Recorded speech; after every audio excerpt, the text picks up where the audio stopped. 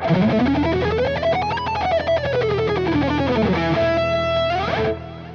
John here. Here's Lick of the Day number 137. This is a Mixolydian picking run. As usual, I'm going to play it once slowly and then break it down. And then during the breakdown, I'm going to share some practice advice you can apply to this one and pretty much anything else you're practicing. We're going to start here on the 12th fret of the low E string.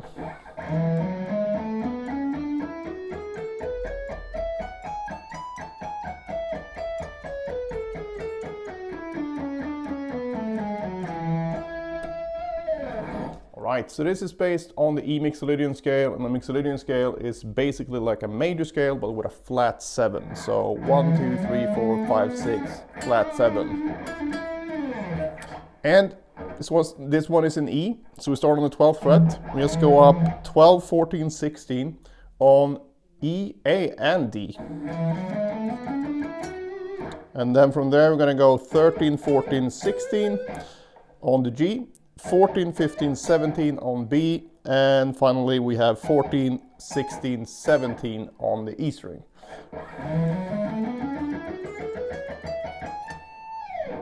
Do all this with alternate picking, starting with a downstroke. You can do other things as well, but that's how I played it. So, and right away here we get into some potentially troublesome territory, because just playing over that far can be quite tricky, but if you can visualize it as 3 separate 6-note ascending patterns, it's easier, and then you can work on transitioning between them. So you go, and if that works, you can start from this note and go up to the B string. Whoops. And then you can actually add that note as well, 19, which is the note we're going up to after this.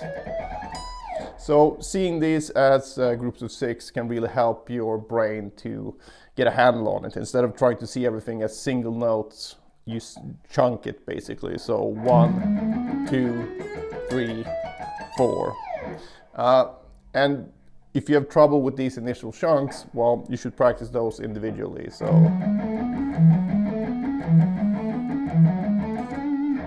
And I call these the basic patterns because most of the shred stuff is going to be based on these ascending and descending 6s, and different patterns that come up again and again, and then it's combined into longer licks. And that's basically what my alternate picking mastery course is about, is getting those patterns down. So I think it's a good idea to work on these, so you know that at any point you can actually just do that or do that, and then it's going to be easier to combine it all over the fretboard. And that also makes it easier to know what to practice, because if you can't do that, chances are you're going to have a really hard time with longer licks anyway. So just working on these basic patterns, you can almost see it as like the basic exercise you would go and do at the gym, like a deadlift or bench press or something. So these kind of high return moves basically. So doesn't mean that you can't work on a lot of different things, but if you have these basics down, then everything else is going to be way easier to do. Anyway, with that said, let's move on. So we come up here to the 19th fret, and then we're basically going to do descending 6s now. So that's going to be 19, 17, 16, and then 19, 17, 15. It's our first descending 6. And we're going to restart on the 5th note of this pattern. So 1, 2, 3, 4, 5, 6, and then we restart on 5 here with the pinky. So.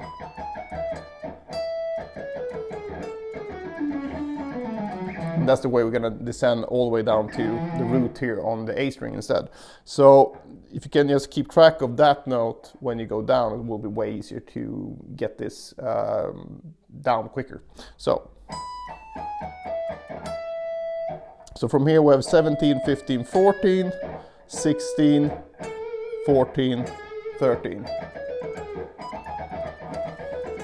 And then we have 14, 13, 11, 14, 12, 11. And then finally we have 12, 11, 9 on both D and A.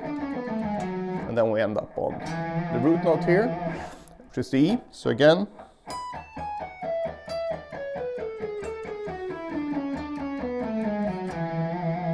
and as far as practicing this one, we just do it in groups of 6, and actually can put the groups together as well. So if you can do this initially, that works, then put them together. So you go,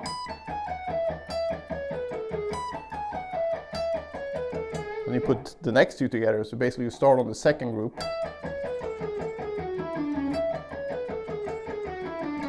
start on the third group, and then finally just the last one.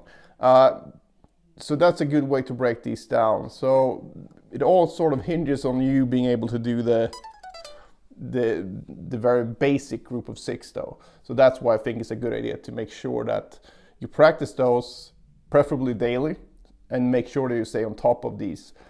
Because if you do that, everything else will be way easier. And all these sort of complicated longer lines, if you really break them down, especially if you look at guys like Petrucci, old school Gilbert, Vinnie Moore, great pickers like that, you're going to see that a lot of their longer runs is going to be a combination of different smaller fragments. And if you master the fragments, it's way easier to just put them together.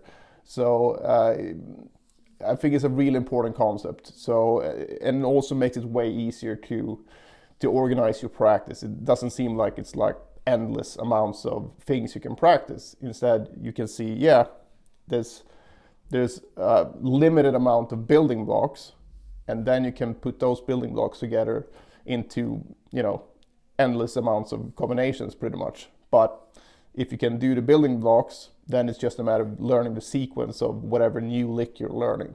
And that's very helpful once you get into that mindset, because then everything seems way more approachable. And this is not only pertaining to 3-note per string picking. This goes, way further than that. So there's a bunch of basic patterns for pretty much anything, whether it's picking or not. So it's just a matter of identifying those and being able to practice them a lot. All right, that's it for this one. If you have any questions, just post them below. Otherwise, I hope you enjoyed it, and see you in the next one.